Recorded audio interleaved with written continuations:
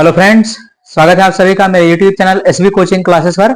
और जैसा कि मैंने आपसे अपने पिछले वीडियो में हेलो एल्केन बनाने की विधियों का डिस्कशन कर लिया था, है ना। आज के इस वीडियो में हमें हेलो एल्केन के भौतिक गुण और कुछ उनके रासायनिक गुणों के बारे में डिस्कशन करना है ना।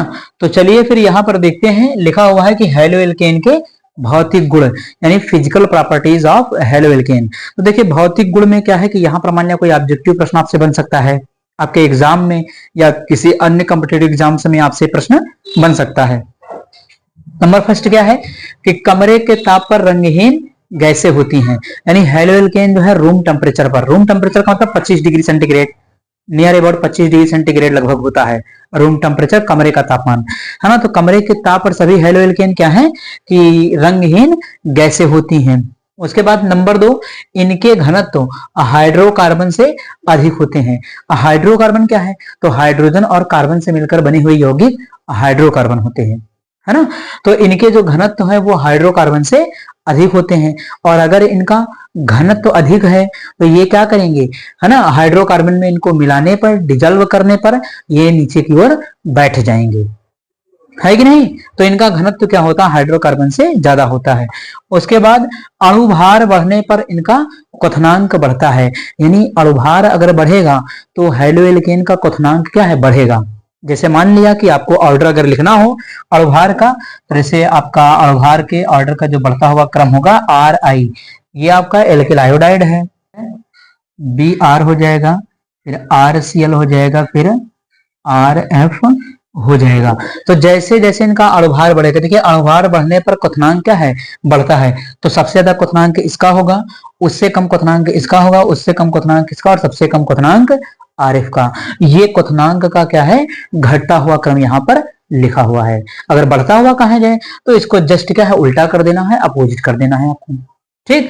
तो ये आपके क्वथनांक का घटता हुआ क्रम लिखा हुआ है। उसके बाद सभी हेलो एल्केन जल में अविलेय तथा कार्बनिक विलायकों में विलेय होते हैं, यानी हेलो एल्केन जो होते हैं वो जल में अविलेय होते हैं, कार्बनिक विलायकों में विलेय होते हैं। कार्बनिक विलायक का मतलब जैसे ईथर है, ईथर का विलयन, एसीटोन का विलयन, तो ये सब क्या आपके कार्बनिक विलायक हैं।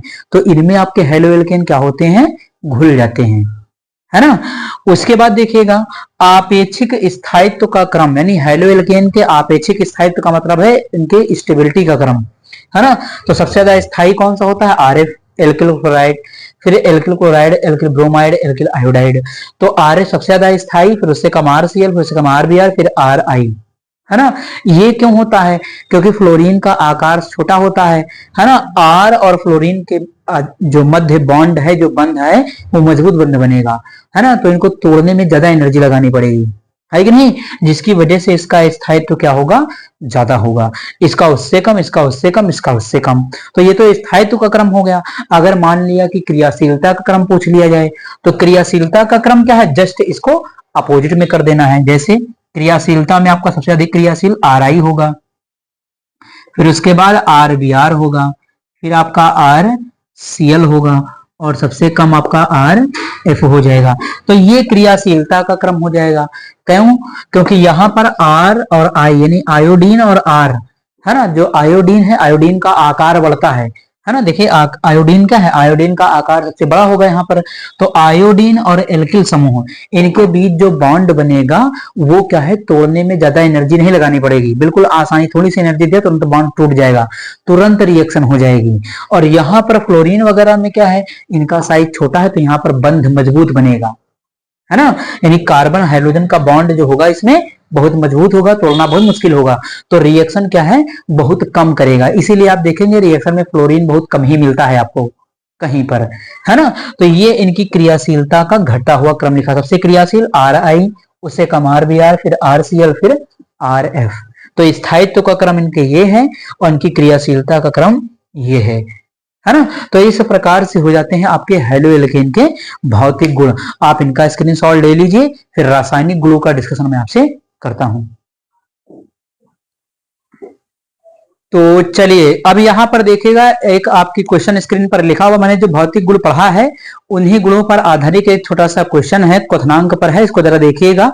यहाँ पर मैं आपको इसको समझा देता हूँ, है ना। तो यहाँ पर देखिए लिखा कि निम्नलिखित यौगिकों को क्वथनांक के बढ़ते क्रम में व्यवस्थित कीजिए, है ना। तो कुछ यौगिक आपको दिए गए हैं, इनको क्वथनांक के बढ़ते क्रम में लगाना है। देखिए क्या क्या है, ब्रोमोमेथेन है, ब्रोमोफार्म है, क्लोरोमीथेन है, डाइब्रोमोमीथेन है ना। ये आपको दिए गए हैं, इनको आपको क्वथनांक के बढ़ते क्रम में लगाना। तो चलिए सबसे पहले आपको दिया गया ब्रोमोमेथेन, तो यहां पर ब्रोमोमेथेन, पहले आपको ब्रोमोमेथेन लिखना आना चाहिए कि ब्रोमोमेथेन होता क्या है। तो यहां पर हम लिख देते हैं CH3Br। तो ये है आपका ब्रोमोमेथेन, इसको क्या कहेंगे, ब्रोमोमीथेन, ये हो जाएगा। दूसरा देखिए क्या कहता है, दूसरा आपका कहता है ब्रोमोफार्म। अब ब्रोमोफार्म क्या होता है, तो ब्रोमोफार्म जो आपका सेकंड है वो कहता है, दूसरा है आपका ब्रोमोफार्म, यानी ये हो जाएगा CH Br3, ये ब्रोमोफार्म है। उसके बाद अगला क्या कहता है, अगला आपका कहता है कि क्लोरोमीथेन। तो क्लोरोमीथेन क्या है, तो CH3Cl, ये आपका क्लोरोमीथेन या मेथिल क्लोराइड। ठीक, अगला देखिए उसके बाद क्या है, चौथा आपका डाइब्रोमोमीथेन। तो डाइब्रोमोमीथेन क्या होगा, CH2,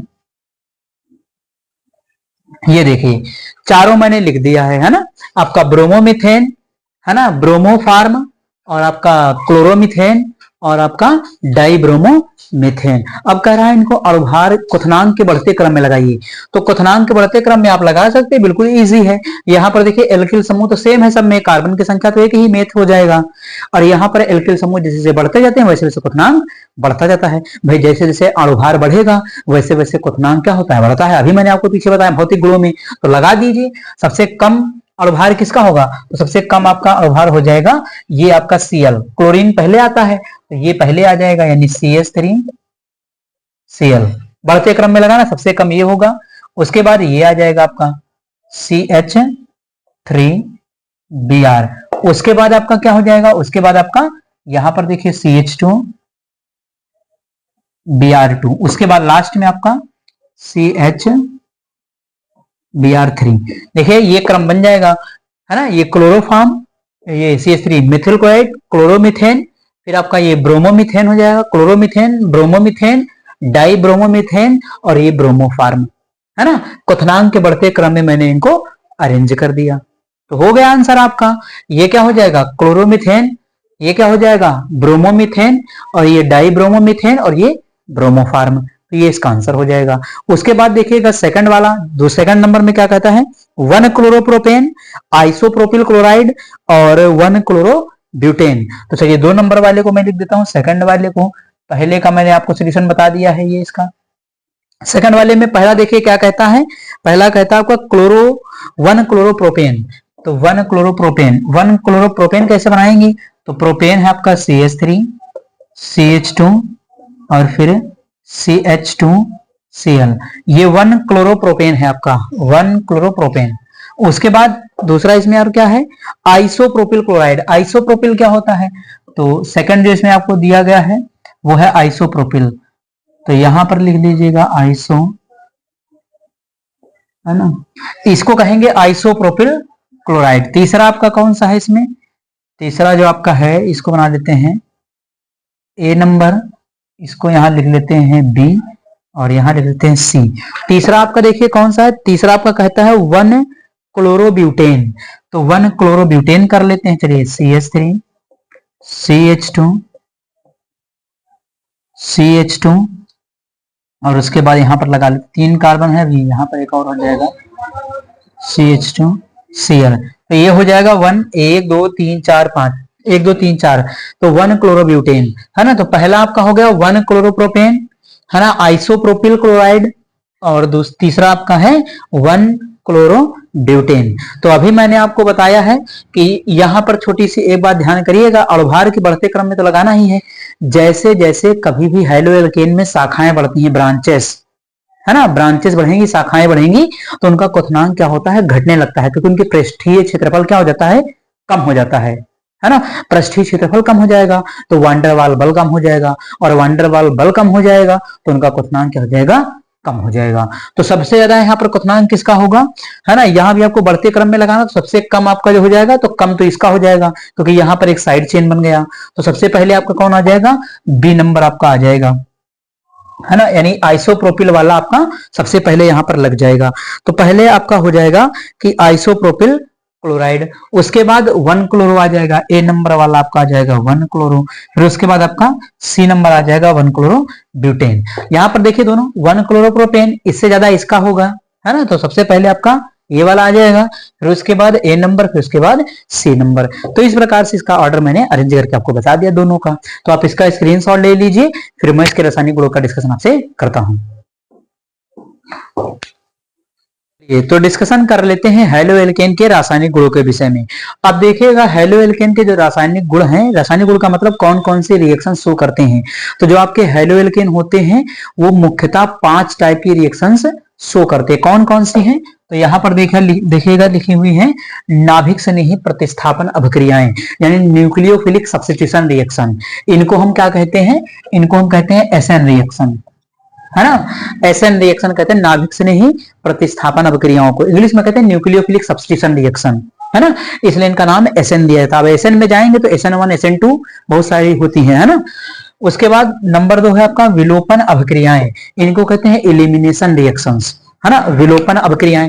तो पहली आपकी नाभिक से नहीं प्रतिस्थापन अभिक्रियाएं, दूसरी है आपकी विलोपन अभिक्रियाएं, इनमें किसी भी तत्व का एलिमेंट का विलोपन होता है, ठीक। तीसरा है अपचयन अभिक्रियाएं, यानी अपचयन अभिक्रियाएं दिखाते हैं। चौथा है आपका धातुओं के साथ अभिक्रिया, यानी हेलो एल्केन धातुओं के साथ रिएक्शन कर लेते हैं, है ना। उसके बाद नंबर 5 आपका पुनर्विन्यास अभिक्रियाएं, यानी रीअरेंजमेंट रिएक्शन, हेलो एल्केन कुछ रीअरेंजमेंट रिएक्शन भी प्रदर्शित करते हैं, है ना। तो ये आपको ध्यान रखना। तो इस प्रकार से हेलो एल्केन के जो रासायनिक गुण हैं वो 5 होते हैं। अब इसमें क्या करना है, एक एक करके स्टेप बाय स्टेप हमें सभी के बारे में बिल्कुल डिटेल में पढ़ना है, ये आपको जान लीजिए, है ना। तो इन सभी का डिस्कशन मैं आपसे करता हूं, तब तक आप इसका स्क्रीनशॉट ले लीजिए। ये देखते हैं नाभिक स्नेही प्रतिस्थापन अभिक्रियाओं को। अब देखिएगा यहाँ पर लिखा कि नाभिक स्नेही प्रतिस्थापन अभिक्रियाएं न्यूक्लियोफिलिक सब्स्टिट्यूशन रिएक्शंस। तो सबसे पहले आपको पता ये होना चाहिए कि ये नाभिक स्नेही क्या होता है। तो नाभिक स्नेही वो होता है जिसके पास इलेक्ट्रॉनों की अधिकता होती है ना, यानी वो तत्व या वो परमाणु या वो आयन जो अपने इलेक्ट्रॉन युग्म किसी दूसरे परमाणु तत्व या आयन को दे सके, उसे हम कहते हैं नाभिक स्नेही। 11th क्लास में आपने पढ़ा होगा नाभिक स्नेही, इलेक्ट्रॉन स्नेही, ये सब पढ़े होंगे वहां पर, है ना। तो नाभिक स्नेही क्या होता है कि जिसके पास इलेक्ट्रॉनों की अधिकता होती है, और इलेक्ट्रॉनों की अधिकता होने की वजह से या तो उस पर नेगेटिव चार्ज लगा होता है या फिर उस पर लोन पेयर लगा होता है, इलेक्ट्रॉन युग्म का जोड़ा लगा होता है ना, उसे हम कहते हैं नाभिक स्नेही। अब देखिए लिखा गया है कि नाभिक स्नेही प्रतिस्थापन। अब ये वो अभिक्रियाएं होती हैं, अगर मान लीजिए इसकी डिफिनेशन की बात की जाए कि इसकी डिफिनेशन आप कैसे देंगे, क्या लिखेंगे अगर आ जाए, है ना, तो वे रासायनिक अभिक्रियाएं जिनमें एक नाभिक स्नेही दूसरे नाभिक स्नेही को प्रतिस्थापित कर देता है, उन्हें क्या कहते हैं, नाभिक स्नेही प्रतिस्थापन अभिक्रियाएं कहते हैं। यानी वे अभिक्रियाएं जिनमें एक नाभिक स्नेही दूसरे नाभिक स्नेही को प्रतिस्थापित कर देता है, उन्हें हम नाभिक स्नेही प्रतिस्थापन अभिक्रियाएं कहते हैं। ये डिफिनेशन आपको दे देनी है। अब आपको हेलो एल्केन के विषय में पढ़ना है। तो हेलो एल्केन में नाभिक स्नेही कौन है, तो जो आपका हेलोजन परमाणु होता है वो आपका क्या होता है, नाभिक स्नेही होता है। जैसे यहां पर देखिएगा डिफिनेशन तो मैंने आपको बता दी, जर्नलाइज एग्जांपल अगर आपको देना हो तो यहां पर देखिएगा, जैसे RX लिखा मैंने, और नाभिक स्नेही का जो सिंबल है आपका वो NU है। ये NU का मतलब है नाभिक स्नेही न्यूक्लियोफाइल। तो यहां से क्या होगा, ये X देखिए, X पर क्या निगेटिव चार्ज लगता है माइनस का, इस पर लगेगा माइनस, इस पर लगेगा प्लस। तो ये है क्या, नाभिक स्नेही, ये है क्या, नाभिक स्नेही। तो ये नाभिक स्नेही इसको क्या करेगा, हटा देगा। तो यहां पर बन जाएगा RNU माइनस और X, ये माइनस आपका बाहर निकल जाएगा। तो यहां पर देखिएगा एक न्यूक्लियोफाइल ने दूसरे न्यूक्लियोफाइल को, यानी एक नाभिक स्नेही ने दूसरे नाभिक स्नेही को क्या कर दिया है, प्रतिस्थापित कर दिया, हटा दिया है कि नहीं। तो इसे हम क्या कहेंगे, नाभिक स्नेही प्रतिस्थापन अभिक्रिया। ये इस प्रकार से होगा। अगर मान लिया कोई रिएक्शन लिखनी हो, जैसे इसकी जगह पर हम ले लेते हैं CH3, X की जगह Cl ले लेते हैं, और इसकी जगह न्यूक्लियोफाइल की जगह हम कोई भी नाभिक से नहीं अलग ले सकते। जैसे मान लिया यहाँ पर हमने ले लिया OH माइनस, OH माइनस ले लिया। अब OH माइनस Cl को क्या करेगा, हटा देगा। तो यहां बन जाएगा CH3OH और यहां पर Cl आपका बाहर निकल जाएगा निगेटिव चार्ज के रूप में, ऐसे। तो इस प्रकार से क्या हो जाएगी, ये आपकी जनरलाइज एक रिएक्शन हो जाएगी नाभिक से नहीं अभिक्रिया की, है ना। तो इसको आप इसके जनरलाइज एग्जांपल के तौर पर आप लिख सकते हैं। अब ये क्या है कि जो नाभिक से नहीं अभिक्रिया होती है वो दो प्रकार की होती है। कौन कौन सी होती है, तो एक अभिक्रिया होती है आपकी SN1, यानी पहला है आपका SN1 अभिक्रिया, है ना, इसको कहते हैं SN1। SN1 का मतलब क्या है, इसको हिंदी में कहते हैं नाभिक से नहीं प्रतिस्थापन एक आणविक अभिक्रिया, है ना। और दूसरी आपकी होती है नंबर 2, जो सेकंड है वो होती है आपकी SN2, है ना। तो सेकंड वाली आपकी होती है SN2। इसको कहते हैं नाभिक से नहीं प्रतिस्थापन द्वि आणविक या द्वि अणुक, कहीं कहीं देखेंगे आणविक लिखा है, कहीं कहीं अणुक, तो द्वि अणुक या द्वि आणविक अभिक्रिया। तो नाभिक से नहीं प्रतिस्थापन एक आणविक अभिक्रिया SN1 reaction, substitution nucleophilic substitution unimolecular reaction, है ना, न्यूक्लियोफिलिक सब्स्टिट्यूशन बाइमॉलिक्यूलर रिएक्शन, इंग्लिश में इनके नाम है, ठीक। तो ये रिएक्शन आपकी दो प्रकार की हो जाएगी, एक SN1 है और एक आपकी SN2 हो जाती है। दो प्रकार की नाभिक से नहीं प्रतिस्थापन अभिक्रियाएं आपकी होती हैं। तो आप इसका स्क्रीनशॉट ले लीजिए, फिर 1 बाय 1 करके मैं सभी की मैकेनिज्म यानी क्रिया विधि आपके एग्जाम में पूछ ली जाती है, उसका और इनके एग्जाम्पल्स का डिस्कशन आपसे करता हूं। चलिए तो देखते हैं कि SN1 अभिक्रिया। अब देखिए यहां पर लिखा SN1 अभिक्रिया। अब SN1 का मतलब क्या है, अगर हिंदी में लिखना होगा तो मैं नाम बता देता हूं, है ना। नाभिक स्नेही, इसको लिखेंगे नाभिक स्नेही प्रतिस्थापन एक आणविक अभिक्रिया, है ना। हिंदी में नाम अगर लिखना चाहे तो अब लिख लीजिएगा नाभिक स्नेही प्रतिस्थापन एक आणविक अभिक्रिया, या शॉर्टकट में इंग्लिश में लिखेंगे तो SN1 अभिक्रिया। अब इसकी परिभाषा क्या बनेगी, तो वह अभिक्रिया जिसका वेग या जिसकी दर, है ना, वह अभिक्रिया जिसका वेग या जिसकी दर केवल एक अणु की सांद्रता, एक अणु का सांद्रता का मतलब क्या है कि यहां पर क्या होगा, अभिकारक, है ना।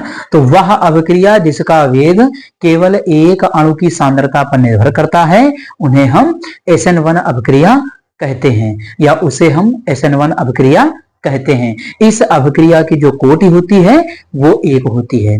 तो परिभाषा आप लिख लीजिएगा कि वह अभिक्रिया जिसका वेग या जिसकी दर केवल एक अणु की सांद्रता पर निर्भर करता है, उसे हम SN1 अभिक्रिया कहते हैं। ये आपको एग्जाम्पल में लिख देना है ना, इसकी परिभाषा में लिख देना। अब इसका एग्जाम्पल कैसे बनेगा, तो एग्जाम्पल जैसे देखेगा, जैसे मैंने यहां पर ले लिया RX और ये है आपका न्यूक्लियोफाइल यानी नाभिक स्नेही, ये नाभिक स्नेही है और ये क्या है आपका हेलो एल्केन, ठीक। बनेगा क्या आपको पता है कि RNU बन जाएगा और यहां पर आपका X माइनस बाहर निकल जाएगा, तो ये बनेगा। अब इस पर अभिक्रिया का वेग या दर का फार्मूला लगा दीजिए। अभिक्रिया का वेग या दर क्या होता है, R समानुपाती किसके होगा, केवल अभिकारक एक अणु की सांद्रता पर निर्भर करेगा। तो एक अणु का मतलब अभिकारक पर केवल, तो यहां पर लिख लीजिएगा RX, ये हटाएंगे नियतांक आ जाएगा, तो R बराबर K और ये RX हो जाएगा। ये हो जाएगा इस अभिक्रिया का वेग या दर। तो यहां पर देखिए ऊपर कोटि लिखी जाती है, कुछ नहीं है यहां पर तो 1 मान लेंगे, तो इस अभिक्रिया की कोटि कितनी हो जाएगी, 1 हो जाएगी, है ना। तो इस प्रकार से ये इस अभिक्रिया का एक जनरल एग्जांपल है इसका। अब इसको लिख सकते हैं, कोई दिक्कत यहां पर नहीं है, इसमें कोई भी प्रॉब्लम समस्या नहीं है ना। अब एक छोटी सी बात है कि SN1 जो अभिक्रिया होती है, इस अभिक्रिया का जो वेग है वो कार्बोधनायन के स्थायित्व पर निर्भर करता है। अब ये कार्बोधनायन क्या होता है, तो जिस पर कार्बन पर, यानी वो कंपाउंड या वो यौगिक जिसमें कार्बन पर क्या होता है, पॉजिटिव चार्ज, कार्बन पर धनायन लगा होता है, उसे हम कहते हैं कार्बोधनायन। और कार्बोधनायन के स्थायित्व का क्रम क्या होता है, तो यहां पर देखिएगा मैं लिख देता हूं CH3 होल थ्राइस C+, है ना, ये आपका 3 डिग्री कार्बोधनायन है। और उसके बाद आएगा आपका CH3 CH, ये 2 डिग्री है आपका। और फिर सबसे कम आपका क्या होता है 1 डिग्री आपका CH2+, और लास्ट में आपका मिथाइल आ जाएगा CH3। तो ये आप लिख सकते हैं, ये 3 डिग्री है, यानी अगर इसको क्रम में ऐसे लिखना चाहें तो 3 डिग्री, 2 डिग्री, 1 डिग्री, और ये हो जाएगा मिथाइल आपका CH3, है ना। तो इस प्रकार से कार्बोधनायन के स्थायित्व का घटता क्रम किसके लिए, SN1 अभिक्रिया के लिए। तो SN1 अभिक्रिया के लिए कार्बोधनायन के स्थायित्व का क्रम क्या होगा, देखिए 3 डिग्री, फिर 2 डिग्री, फिर 1 डिग्री, फिर मिथाइल, है ना। तो 3 डिग्री, इसका मतलब क्या है कि जो 3 डिग्री कार्बोधनायन होगा वो सबसे आसानी से SN1 रिएक्शन देगा। उससे कम कौन देगा, जो 2 डिग्री होगा। उससे कम कौन देगा, जो 1 डिग्री होगा। सबसे कम कौन देगा, जो केवल मिथाइल होगा। जैसे यहां पर देखिए 3 डिग्री, 2 डिग्री, 1 डिग्री, और ये मिथाइल, है ना। तो SN1 अभिक्रिया के लिए कार्बोधनायन के स्थायित्व का क्रम क्या होगा, 321। एक शॉर्टकट ट्रिक से याद रखिए 321, है ना। तो ये हो जाएगा कार्बोधनायन के स्थायित्व का क्रम, है ना। आप इसका स्क्रीनशॉट ले लीजिए, फिर मैं इसकी क्रिया विधि का डिस्कशन आपसे करता हूं। ये डिस्कशन कर लेते इसकी क्रिया विधि का। अब देखिए मैंने इसके स्थायित्व का क्रम बता दिया कि 3 डिग्री वाला जो कार्बोधनायन होगा वो ज्यादा स्थायी होगा। तो यहां पर मैंने जो एग्जांपल लिया वो 3 डिग्री वाला एल्किल हैलाइड है, यानी हेलो एल्केन, जिसमें 3 डिग्री कार्बोधनायन बने, क्योंकि 3 डिग्री वाला SN1 रिएक्शन बहुत जल्दी देता है, इसलिए मैंने एग्जांपल लिया है। देखिए लिखा क्रिया विधि, तो क्या लिखेंगे कि इसकी क्रिया विधि 2 चरणों में संपन्न होती है। आपको लिखना क्या पड़ेगा इसमें, इसकी क्रिया विधि 2 चरणों में संपन्न होती है। उदाहरण कौन सा है, उदाहरण है तृतीयक ब्यूटिल क्लोराइड, है ना।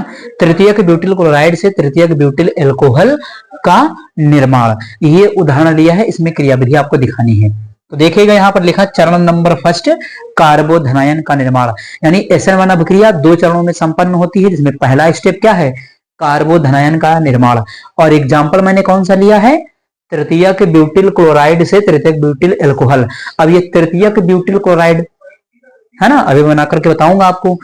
कार्बोधनायन का निर्माण, अब चरण नंबर फर्स्ट में आपको लिखना क्या पड़ेगा, तो इसमें आप लिखेंगे कि यह पद धीमा होता है, यानी इसमें क्या लिखेंगे, यह पद धीमा होता है तथा इसमें अभिकारक का एक अणु भाग लेता है ना। यह पद धीमा होता है और इसमें अभिकारक का एक अणु भाग लेता है तथा इसमें कार्बन और हाइड्रोजन के मध्य, है ना, तथा इसमें कार्बन और हाइड्रोजन के मध्य बंध में क्या होता है, विषम विदरण होता है, जिससे कार्बोधनायन का निर्माण होता है ना।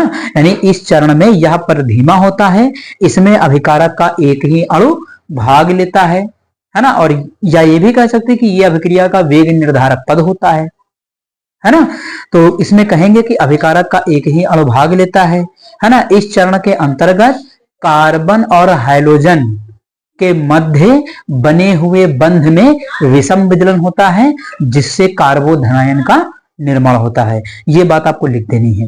तो चलिए मैंने एग्जांपल में क्या लिया है, तृतीयक ब्यूटिल क्लोराइड लिया है। चलिए लिख लेते हैं यहां पर तृतीयक ब्यूटिल क्लोराइड, जैसे CH3 Cl, है ना। ये क्या होगा, धीमा पद होगा, तो मंद स्टेप या यहां पर लिख सकते हैं मंद पद, है ना, यहां पर लिख दिया। इसको हम RDS या वेग निर्धारक पद भी कह सकते हैं, RDS हिंदी में वेग निर्धारक पद, इंग्लिश में रेट डिटरमाइनिंग स्टेप, है ना। तो RDS या मंद पद होता है। इसमें देखिए ये कार्बन है, जो कार्बन है और ये क्लोरीन है, इनके बीच में क्या होगा, विषम विदलन होता है ना। तो कार्बन क्लोरीन दोनों में विदलनात्मकता किसकी ज्यादा है, क्लोरीन की। क्लोरीन की विदलनात्मकता ज्यादा है, कार्बन की कम है, तो बॉन्ड के दोनों इलेक्ट्रॉन कौन ले जाएगा, क्लोरीन खींच ले जाएगा। यानी इस बंध में विषम विदलन होगा और दोनों इलेक्ट्रॉन क्लोरीन लेकर के चला जाएगा। तो यहां चला जाएगा, तो ये बनेगा CH3 और यहां लग जाएगा प्लस का चार्ज और बाहर निकल गया Cl माइनस। तो देखिए इस प्रकार से ये बनी हुई स्पीसीज क्या है, इसको कहते हैं कार्बोधनायन।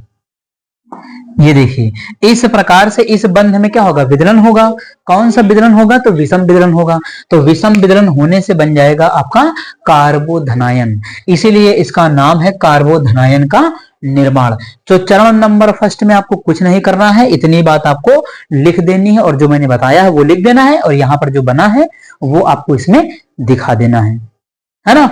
अब दूसरा स्टेप क्या होगा, तो दूसरा स्टेप होगा नाभिक स्नेही का आक्रमण, है ना। सेकंड स्टेप इसका क्या बनेगा, तो सेकंड यानी चरण नंबर 2, चरण नंबर 2 क्या बनेगा इसका, तो वो होगा नाभिक स्नेही का आक्रमण।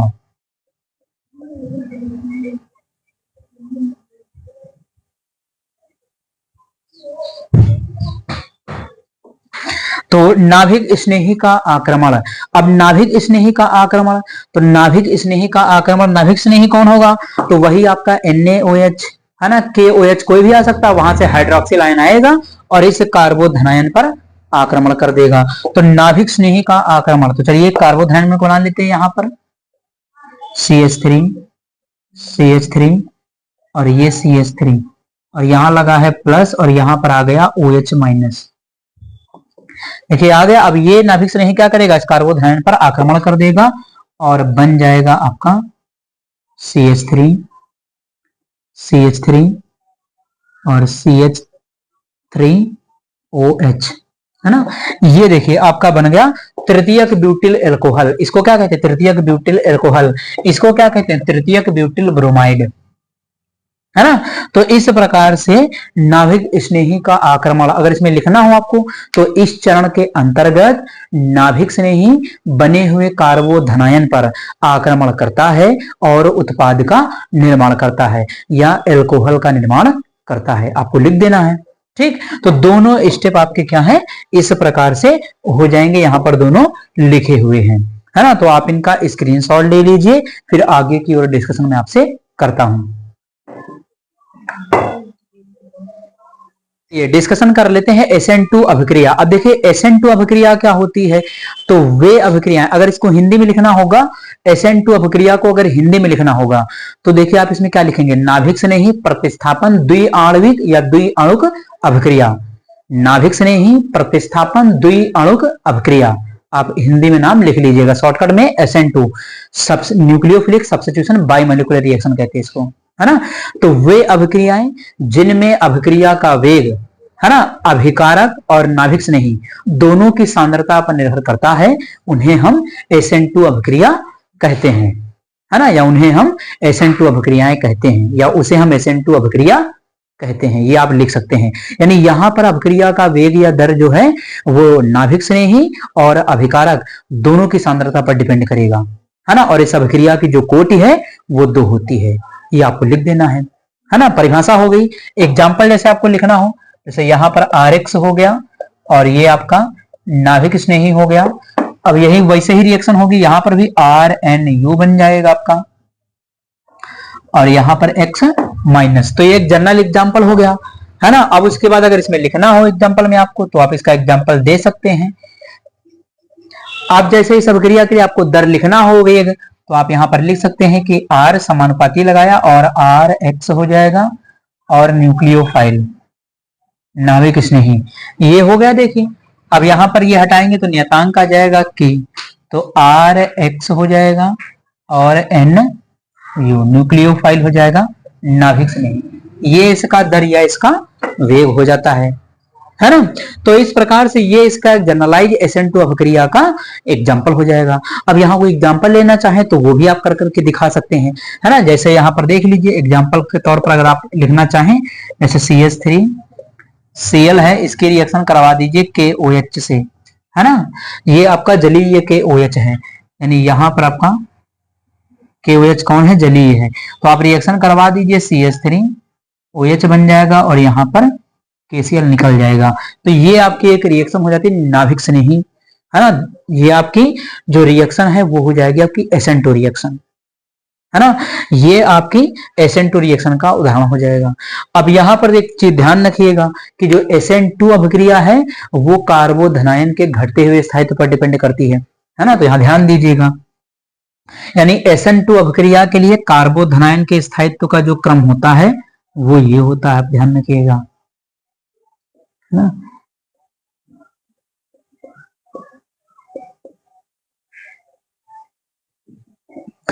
तो SN2 अभिक्रिया के लिए कार्बोधनाइन के स्थायित्व का क्रम जो है वो ऐसे होगा आपका कि सबसे कम 1 डिग्री, फिर 2 डिग्री, फिर 3 डिग्री। यानी SN2 अभिक्रिया सबसे पहले कौन दिखाएगा, तो 1 डिग्री वाला कार्बोधनाइन, है ना। उससे कम कौन होगा, तो 2 डिग्री वाला। उससे कम कौन होगा, तो 3 डिग्री वाला। जस्ट उल्टा है SN1 के। यानी SN2 अभिक्रिया में कार्बोधनाइन के जो स्थायित्व का क्रम होगा वो क्या होगा, वो सबसे ज्यादा स्थायी 1 डिग्री, फिर 2 डिग्री, फिर 3 डिग्री। यानी सबसे ज्यादा 1 डिग्री, फिर उससे कम 2 डिग्री, उससे कम 3 डिग्री। ये हो जाएगा SN2 अभिक्रिया के लिए कार्बोधनाइन के स्थायित्व का क्रम। आपको ये याद रखना है ना। तो आप इसका स्क्रीनशॉट ले लीजिए, फिर इसकी क्रियाविधि का डिस्कशन आपसे करता हूं। तो यहां पर डिस्कशन कर लेते हैं SN2 अभिक्रिया की क्रियाविधि। अब क्रियाविधि क्या है, तो इसकी क्रियाविधि केवल एक चरण में संपन्न होती है, उसमें आपको कुछ नहीं करना। इसमें लिखना क्या होगा कि क्रियाविधि में आप लिख दीजिएगा कि इसकी क्रियाविधि एक चरण में संपन्न होती है। एग्जाम्पल कौन सा है, तो एग्जाम्पल मैंने अभी आपको बताया था। जैसे मैंने यहां पर ले लिया CH3Cl और KOH, पोटेशियम हाइड्रोक्साइड कौन सा है, ये जलीय। तो यहां पर रिएक्शन जो आप देख रहे हैं कि CH3OH बनेगा और आपका KCl बनेगा। तो ये रिएक्शन आप लिख सकते हैं SN2 में। अब क्रियाविधि क्या होगी, तो चरण यहां पर आप लिख सकते हैं कि चरण नंबर फर्स्ट, है ना। अब चरण फर्स्ट में होगा क्या, में लिखेंगे आप चरण फर्स्ट में कि इस चरण के अंतर्गत एक संक्रमण अवस्था का निर्माण होता है ना। और संक्रमण अवस्था के निर्माण होने से क्या होता है कि उसमें जो आपके कंपाउंड है, जो यौगिक है, उसका विन्यास जो है त्रिविम विन्यास उलट जाता है, जिसे हम वाल्डन प्रतिलोमन कहते हैं। यानी इस चरण के अंतर्गत एक संक्रमण अवस्था का निर्माण होता है जिससे अभिकारक का त्रिविम विन्यास उलट जाता है, जिसे हम वाल्डन प्रतिलोमन कहते हैं। ये बात आपको इसमें लिख देनी है। तो चलिए यहाँ पर एग्जाम्पल जो लिखा हुआ मैं इसको ले लेता हूं। यहाँ पर जो आपका है CH3,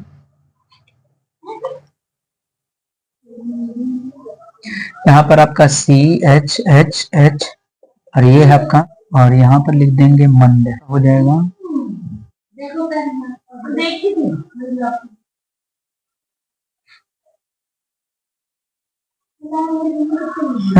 ये देखिए। तो ये बन गई आपकी संक्रमण अवस्था, इसको कहेंगे संक्रमण अवस्था, है ना। ये है आपकी संक्रमण अवस्था। अब इस संक्रमण अवस्था में यहां पर देखिए OH क्या है, इस साइड से आकर के, यानी बैक साइड से आकर के इधर से जुड़ रहा OH और यहां Cl निकल रहा, ये संक्रमण अवस्था है। इसके बाद का स्टेप बहुत तेजी के साथ होगा, तो वहां हो जाएगी अभिक्रिया तेज, फास्ट, है ना। यानी यहाँ पर अब रिएक्शन क्या होगी, तेजी के साथ होगी, अभिक्रिया तेज होगी और प्रोडक्ट आपका बन जाएगा, ये आपका बन जाएगा जैसे H H H और यहाँ लग जाएगा OH। देखिए ये प्रोडक्ट आपका बन जाएगा और Cl आपका बाहर निकल जाएगा, है ना। तो इस प्रकार से ये हो जाएगी आपका प्रोडक्ट का निर्माण, यानी एल्कोहल जो आपका बनना था वो यहाँ बन जाएगा। देखिए यहाँ पर इसका विन्यास उलट गया, तो इसी को हम कहते हैं वाल्डन प्रतिलोमन। तो SN2 अभिक्रिया की क्रियाविधि के लिए केवल एक स्टेप आपको ये ध्यान रखना है बस, और इसमें आपको कुछ भी नहीं करना है ना। तो इस प्रकार से आज का जो हमारा टॉपिक था SN1 और SN2 अभिक्रिया, नाभिक स्नेही प्रतिस्थापन अभिक्रियाओं का डिस्कशन मैंने आपसे कर लिया है ना। इसके जस्ट बाद अगली जो रिएक्शंस हैं उनकी बात मैं आपसे अपने अगले लेक्चर में करूंगा। तो उम्मीद करता हूं कि आप सभी को ये समझ में आया हुआ होगा। तो चलिए फिर मिलते हैं अपने नेक्स्ट लेक्चर में। Thanks for watching this video.